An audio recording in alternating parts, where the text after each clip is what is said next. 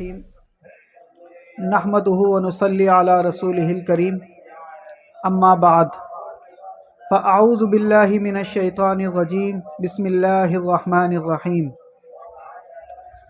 ان عدۃ الشہور عند اللہ 12 شہرا فی کتاب اللہ یوم خلق السماوات والارض منها 4 حرم ذلك الدین القیم فلا تظلموا فیہن انفسکم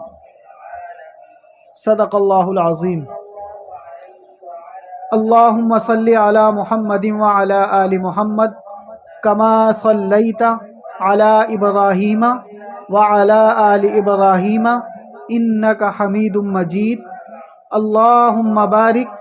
علی محمد وعلی آل محمد کما بارکت علی ابراہیم وعلی آل ابراہیم انک حمید مجید سبحانک لا علم لنا الا ما علمتنا انک انت العلیم الحکیم رب اشرح لی صدری ویسر لی امری واحلل عقدۃ من لسانی یفقہوا قولی ربی زدنی علما ربی زدنی علما اللہم یسر ولا تعسر وتمم بالخیر۔ یہ دنیا اہل دنیا کو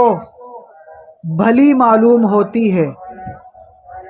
یہ دنیا اہل دنیا کو بھلی معلوم ہوتی ہے، نظر والوں کو تو یہ اجڑی ہوئی معلوم ہوتی ہے۔ اگر کر لے انسان ہمت تو کیا نہیں اس کے بس میں، اگر کر لے انسان ہمت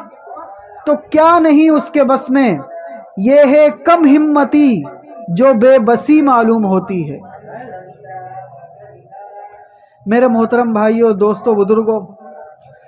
اللہ رب العزت نے ہم پر کروڑوں اربوں احسان فرمایا کہ ہمیں آج ایک اور جمعے کی حاضری نصیب فرما دی۔ ہمارے اس ملک میں، اس کراچی میں، اس علاقے میں کتنے ہی مسلمان ایسے ہیں کہ جو پچھلے جمعے کو اس دنیا میں موجود تھے اور آج نہیں ہیں۔ ہم پر اللہ پاک نے اپنا فضل و کرم فرمایا کہ ہمیں اور مہلت دے دی، اور وقت دے دیا، اور ٹائم دے دیا، اور اپنے گھر میں بلا کر اپنی باتیں سننے کی توفیق عطا فرما دی۔ کتنے ہی مسلمان اس وقت ایسے ہیں کہ جو اپنے کام کاجوں میں مصروف ہیں، کوئی گھروں میں مصروف ہے، کوئی کسی کام میں لگا ہوا ہے، کوئی کسی کام میں لگا ہوا ہے، وقت ان کا بھی گزر رہا ہے، وقت ہمارا بھی گزر رہا ہے، لیکن دونوں میں فرق کیا ہے کہ ان کا وقت وہ قیمتی نہیں بن رہا، مسجد میں بیٹھے ہوئے شخص کا وقت قیمتی بن رہا ہے۔ مسجد میں آنے کے بعد یہاں پر بیٹھنا بھی ثواب، یہاں پر سننا بھی ثواب، یہاں پر قرآن پڑھنا بھی ثواب،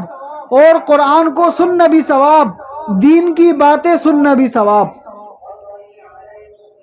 اللہ رب العزت نے ہم پر احسان فرمایا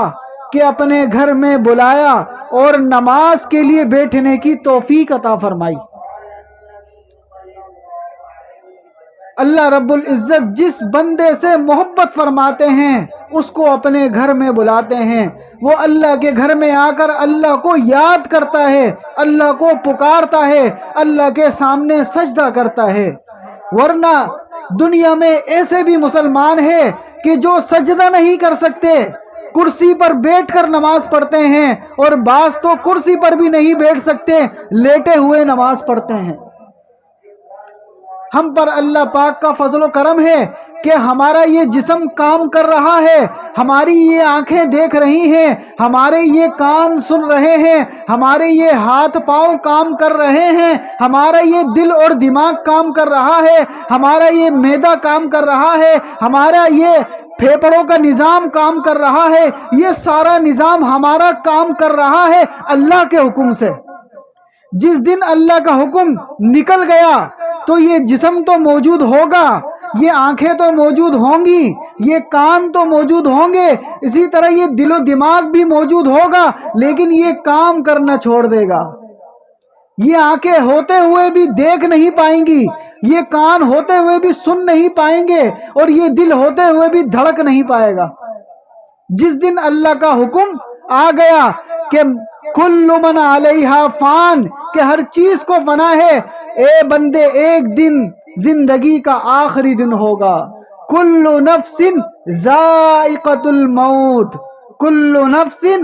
ذائقۃ الموت، ہر جاندار کو، ہر انسان کو ایک دن موت کا ذائقہ چکھنا ہے،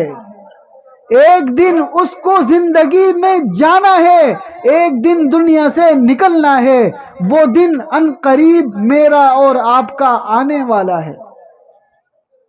تو پچھلے جمعے کتنے ہی مسلمان ایسے تھے جو موجود تھے، آج نہیں ہیں۔ ہم میں سے ہمیں نہیں معلوم اگلا جمعہ شاید ہماری زندگی میں نہ ہو، اس کا کسی کو پتہ نہیں ہے۔ صحت مند ہوتے ہیں، اچھے خاصے ٹھیک ٹھاک ہوتے ہیں، اس کے باوجود بھی دنیا سے چلے جاتے ہیں، کبھی ایکسیڈنٹ کی صورت میں چلے جاتے ہیں، کبھی کوئی بیماری آ جاتی ہے، یہاں تک کہ اللہ کا حکم آ جائے تو ذرا سا بخار بھی جان لیوا ثابت ہو جاتا ہے، ذرا سا بخار بھی جان لیوا ثابت ہو جاتا ہے۔ تو میرے دوستو، اس جسم کی قدر کریں، اس وقت کی قدر کریں کہ اللہ رب العزت نے ہمیں یہ وقت دیا ہوا ہے، ہمارے پاس ابھی موقع ہے اللہ کو راضی کرنے کا۔ ابھی رجب کا مہینہ شروع ہو گیا، رجب کا مہینہ شروع ہو گیا۔ یہ وہ مہینہ ہے کہ 12 مہینوں میں سے 4 مہینوں کو اللہ رب العزت نے منتخب فرمایا، جس میں سے ایک رجب بھی ہے، کہ اس مہینے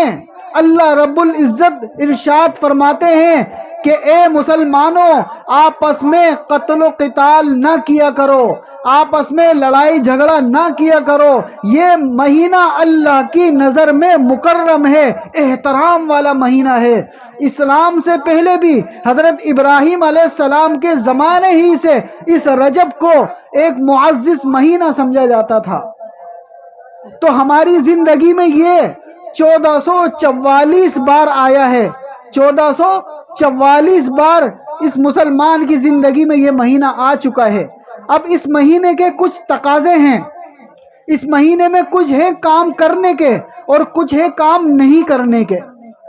جو کام کرنے کے ہیں ان میں سے سب سے پہلا کام، اگر ہم دیگر مہینوں میں نمازیں نہیں پڑھتے تھے تو اس میں یہ ارادہ کریں کہ اس مہینے میں ہم نماز جان بوجھ کر نہیں چھوڑیں گے، 5 نمازوں کو ان کے وقت پر ادا کریں گے، اور اسی طرح اس مہینے میں قرآن کریم کو پڑھیں گے، اور اسی طرح اس مہینے میں درود شریف کو باقاعدہ پڑھیں گے، صبح اور شام 100 مرتبہ پڑھیں گے۔ سب اس کا ارادہ کرتے ہیں۔ حضور اکرم صلی اللہ علیہ وسلم نے ارشاد فرمایا کہ ایک وہ نماز ہوتی ہے کہ جو انسان اپنے گھر میں ادا کرتا ہے، ایک وہ نماز ہوتی ہے کہ جو مسلمان اپنے گھر میں ادا کرتا ہے، اس کا ثواب صرف ایک نماز کا ملتا ہے۔ اسی طرح وہی نماز اگر وہ مسجد میں آ کے ادا کرتا ہے تو اسی نماز کا اجر 25 نمازوں کے برابر ملتا ہے۔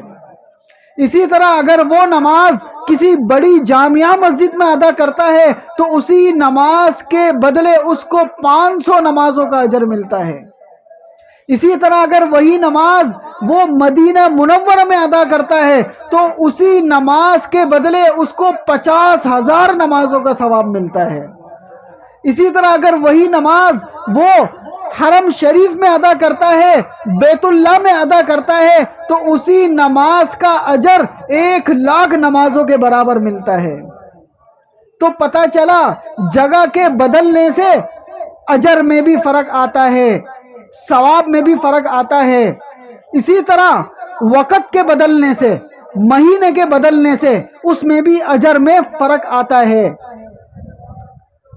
ایک انسان رمضان المبارک کا روزہ رکھتا ہے،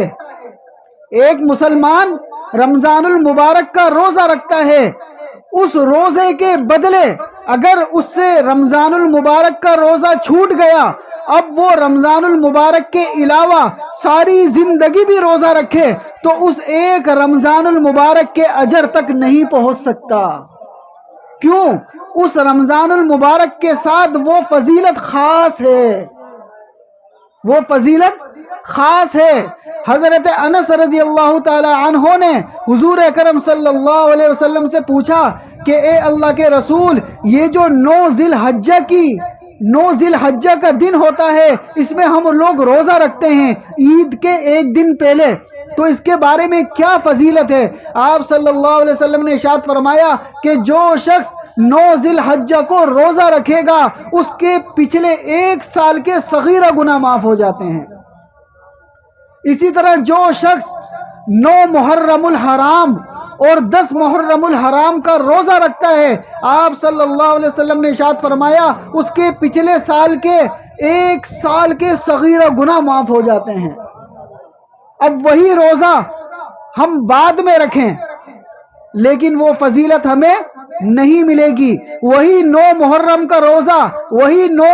10 محرم کا روزہ اور اسی طرح وہی 9 ذی الحجہ کا روزہ ہم بعد میں رکھ لیں لیکن وہ فضیلت نہیں ملے گی۔ تو پتہ چلا مہینوں کے ساتھ بھی فضیلتوں کا اعتبار ہے۔ تو یہ رجب کا مہینہ ہے اور یہ ان 4 مہینوں میں سے ایک مہینہ ہے کہ جس کے بارے میں اللہ پاک نے فرمایا یہ حرمت والا مہینہ ہے، یہ برکت والا مہینہ ہے، اس کے اندر تم نماز پڑھو گے اس کا اجر دیگر مہینوں کے مقابلے میں زیادہ ہو جائے گا، اس میں جو عبادت کرو گے دیگر مہینوں کے مقابلے میں اس عبادت کا اجر و ثواب زیادہ ہو جائے گا۔ اللہ پاک نے آپ کو اور ہمیں یہ رجب کا مہینہ دے دیا۔ ہم میں سے کتنے ہی مسلمان ایسے ہیں جو پچھلے سال رجب میں موجود تھے لیکن آج نہیں ہیں۔ اسی وجہ سے آپ صلی اللہ علیہ وسلم جیسے ہی رجب کا چاند دیکھتے تھے تو اللہ رب العزت سے دعا کرتے تھے، اللہم بارک لنا فی رجب و شعبان وبلغنا رمضان۔ اے اللہ ہمارے رجب میں برکت عطا فرما، ہمارے شعبان میں برکت عطا فرما اور ہمیں رمضان المبارک تک پہنچا دے۔